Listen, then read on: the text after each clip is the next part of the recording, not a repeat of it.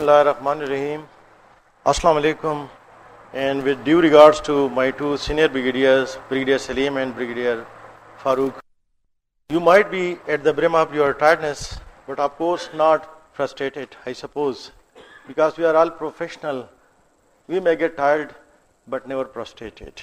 And we have opted for it. So enjoy the day. And the new topic that is pertaining to rheumatology, and fortunately or unfortunately, rheumatology is yet passing through a stage of evolution in the developed countries. It is well developed, and there are various subspecialties available in the rheumatology as well. And joint pains is one of the commonest human symptoms experienced. Since the inception of subspecialties, the cardiology, rheumatology, nephrology, and so on, the rheumatology physician and other subspecialty trained physician throughout the world, they preferably work in collaboration, and an integrated approach is adopted for the better patient management and care. And I think this is the best outcome-based strategy in terms of patient benefit. Because human body is one, and it can't be dissected professionally. So the subspecialty borders, they are imperceptible. The same disease affects different organs, so a collaborative approach is mandatory. So coming back to the topic, that joint disease is, in simple words, called the arthritis or arthritis. From your knowledge of pathology and anatomy, you might be knowing what is a joint and what are the different types of joints.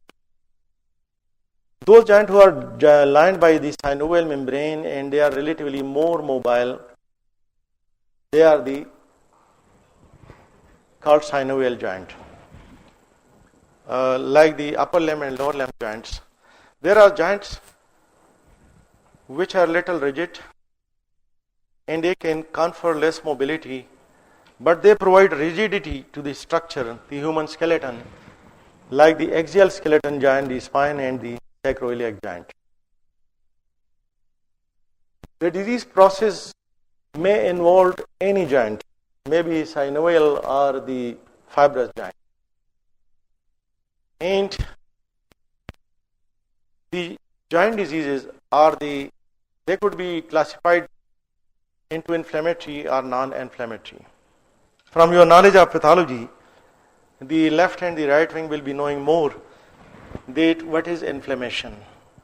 Whenever there is pain, swelling, the tenderness, and of course loss of function, this fulfill the definition of inflammation. Again, the inflammation may be acute and chronic depending upon the duration. If it persists for more than 6 weeks, it will be termed as chronic. Less than 6 weeks, it will be acute.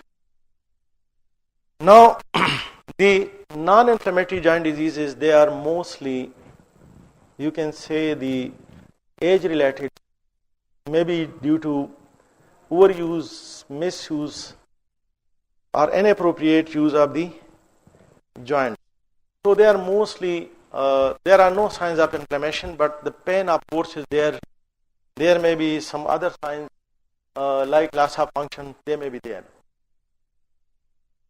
Inflammatory broadly could be divided based on the cause of inflammation into 4 different groups. I have roughly just put into this classification. The commonest is the autoimmune arthritis, and there is a long and broad based subject, the autoimmune arthritis, involving so many autoimmune disease processes. Second is the infective and crystal-induced. You might be knowing the crystal-induced arthritis, which are the gout, pseudo-gout, and so many other crystals, which are involved in evoking the inflammatory arthritis in the joint. And traumatic, of course. Trauma is also a cause of inflammation, and the trauma-induced arthritis could be termed as inflammatory arthritis. Of course, it could be, if it is long and sustained trauma, this could be termed into degenerative category as well. But in most of the cases, it induces acute arthritis, or cause of acute arthritis. Now, this is how will you differentiate that this arthritis is inflammatory or non-inflammatory? Of course, when there are signs of inflammation, they may help in differentiating the non-inflammatory from the inflammatory. But there are certain structural changes which may depict that this is a non-inflammatory or inflammatory. Now you see, this is an X-ray picture of spondyloarthritis. This is inflammatory low back disease, chronic inflammatory low back disease. If you see both the sacroiliac joints, they are almost fused. The spine is fusing, and at the same time there is involvement of both the hip joints. Almost there is obliteration of. Now this is the normal X-ray of the knee. The joint space is preserved. Now this is the X-ray of a patient with advanced osteoarthritis of the knee. As you see, there are osteophytes formation. There are some bone cysts, and there is loss of joint space on the medial compartment. Fibula is on the outer compartment, so that is the lateral compartment. The lateral compartment is little resolved here, the cartilage, but the medial compartment is almost totally obliterated. And similarly, this is the spine. There are osteophytes formation. There is malalignment of the spine. So these changes, they suggest the non-inflammatory disease or joint involvement. Have you seen such like hands? What does it depict from the undergraduate student?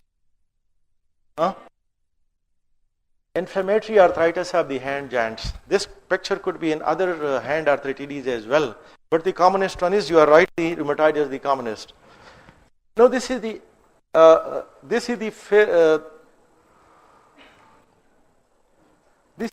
fairly advanced stage. You see almost the Z deformity of the thumb, ulnar deviation, subluxation of the metacarpophalangeal joint. The synovial hypertrophy is there. You appreciate? These are all the hypertrophied joint, metacarpophalangeal joint, and this is the X-ray picture showing the different joint subluxation.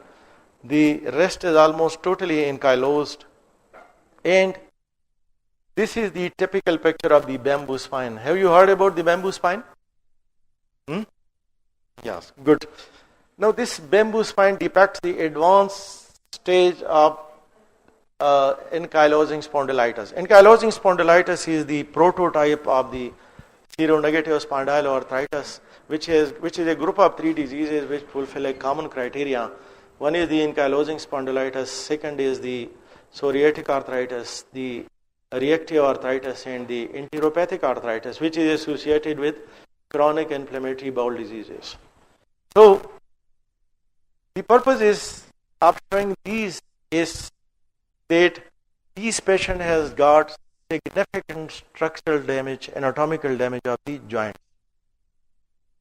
They could be helped to some extent with the medicinal treatment in the form of NSAIDs, steroids, disease-modifying anti-rheumatic drugs. Now we are having even the biologic demand as well. But when there is structural damage and the functional compromise in terms of mobility, in terms of day-to-day work, and particularly in case of ankylosing spondylitis, when the kyphosis develops, spinal deformity develops, that even induce respiratory embarrassment. The patient develops restrictive airway disease, and due to rigidity of thoracic cage, the patient may not be even able to breathe. So, going further ahead, we have to pick the patient that when, how the patient should be referred to surgeon for assistance or for intervention. So we must be crystal clear. As I showed you the X-ray, that whenever there is structural damage, gross structural damage, it could not be corrected by medicine. So surgical intervention will be imperative, indicated, highly indicated. Okay? Now, there are two types of surgical intervention required. One is diagnostic and the other is therapeutic. Diagnostic is, suppose you get a monoarticular involvement of a joint. Suppose knee is chronically inflamed. So the other differential diagnosis of chronic monoarthritis comes infectio, chronic infection, granulomatous, like tuberculosis and the brucellosis, Lyme disease and things like that. So if you put the patient on the immunosuppressant, which are the DMARD, that can flare up the disease. So to differentiate, the patient is not having underlying chronic granulomatous infection like tuberculosis or brucellosis or things like that, you will do the arthroscopy and synovial biopsy by the surgeon. Suppose patient is having asymmetric sacroiliitis or sacroiliitis with the other features of spondyloarthritis are not visible. Which infectious disease can cause sacroiliitis other than autoimmune? From the left side audience, brucellosis. Brucellosis can cause sacroiliitis and spondylitis like the other autoimmune diseases like seronegative spondyloarthritis. Tuberculosis. So, if the things are not clear for the management, you have to take biopsy of the sacroiliac joint. Clear? To be sure that you are not dealing with a chronic infectious disease process. So these are the diagnostic indication where the surgery will be required. Clear? Acha. No therapeutic. Suppose the patient is having knee osteoarthritis of the knee and he or she is experiencing frequent locking of the knee. He is unable to walk, the knee at time become totally locked and he is unable to extend it. So, if there are loose bodies, fragments, ligament fragments are there. So you can do the arthroscopy and you can remove those fragments and those loose bodies, and the patient will be pain free and the mobility will be restored. Second is, if the patient is having some ligament rupture, you can do the arthroscopic repair of that ligament as well, and that will fasten or that will be expedite the healing process. Now you can do the joint wash, frequent joint wash in case of infectious arthritis, because there is adhesion formation. So if the patient is having pyogenic arthritis, you have to do frequent joint wash so that adhesion formation they are restricted and the joint may not get compromised later on. Clear? Now, one is arthroscopy and the other is joint replacement, total joint replacement. Again, from, if you go back to that slide which I mentioned, the knee, that knee was totally compromised. So if there is total structural damage, total obliteration of the knee space, it will be an indication of the total knee replacement or total hip replacement. If there is patient has got verum or genoverum or vulgum deformity, there is bowing of the legs inward or bowing of the legs outward. Again, this will compromise the mobility, and the answer will be joint replacement. Suppose the patient cartilage damage is less, but he cannot bear NSAIDs because of the intolerance or because of the he is allergic to NSAID or in any way, particularly those patients who are having inflammatory bowel disease, mind it, in them the NSAIDs are contraindicated because NSAIDs will flare up the disease process, inflammatory bowel diseases. So if there are contraindications to the NSAIDs, or there are clear views that the patient could not be offered NSAID because of the underlying more severe disease, organ-related disease, then you can opt for the joint replacement to relieve the pain and restore mobilities. Clear? Now there are situations in which you can fix the joint, which is called arthrodesis. Suppose a patient is having neuropathic ankle with foot drop. Now, ankle, you have to just keep the ankle midway between the dorsiflexion and plantar flexion. Arthrodesis will be the best option if it is irreversible. If it can't be helped with general physiotherapy and other measures, then the best way is to arthrodese that ankle. Clear? Suppose the patient is having the flex deformity of the knee, and the indication for the replacement is not very valid. So you can arthrodese just to keep the knee in extended position. That will at least improve the mobility, and the other knee and the hip and the back will not be affected by the mal-rotated movement of the individual. Clear? So the options are between the arthrodesis and the joint replacement. Now, there are cases when, particularly in rheumatological disorder, the patient is having baggy, thickened synovium protruding out of the joint space. And remember that whenever the synovium is there, it is a source of chronic inflammation. You have been doing the drugs, you have been giving the intra-articular injection, but that is not working. It is just like you remove the pleura. You do the pleura, remove the pleura whenever there is persisting or recurrent giant effusion or thing like that. Similarly, you can remove the synovium. So the source of inflammation will be, and the source of autoimmunity will be removed. So another thing is kyphoplasty. In connection to that seronegative spondyloarthritis, as I mentioned, if the patient is having severe kyphosis, that will compromise his respiratory function, mobility, and these bones, they are liable to fracture. These are rigid, but they are fragile. So the patient, if the patient get a little impact or low trauma, they are likely to break their bones. So you can do corrective surgery, spinal surgeon do it, kyphoplasty on those patients. Other importance are that you might have heard about the carpal tunnel syndrome and tarsal tunnel syndrome. नाम सुने carpal tunnel syndrome? ठीक है ना ये? Now the carpal tunnel syndrome and tarsal tunnel syndrome, they are called entrapment neuropathies. Now if they are mild, there is just the patient, if the patient is symptomatic, you can use the splint, you can use the steroid injection. But if the compression is more advanced, it will result in muscle weakness. The grip will be loose. The patient बताता है ना जब बहुत ज़्यादा advanced carpal tunnel syndrome होता है कि ये चीज़ें गिर जाती हैं हाथ से. They can't hold it firmly. So this is the time that the nerve should be released. So these are additional surgical indication, the entrapment neuropathy advance leading to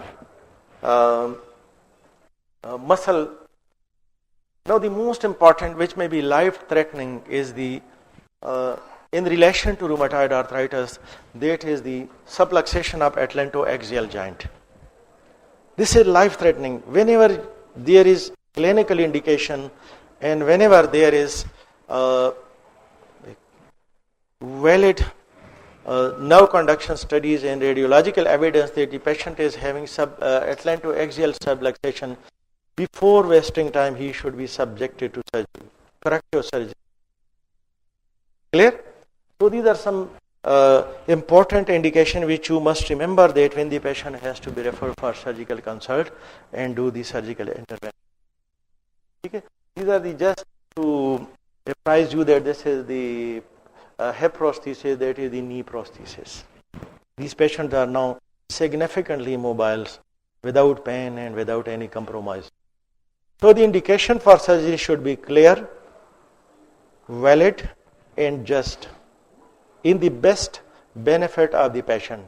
And when they are there, then there should be no delay. Clear? Thank you very much. Thank you.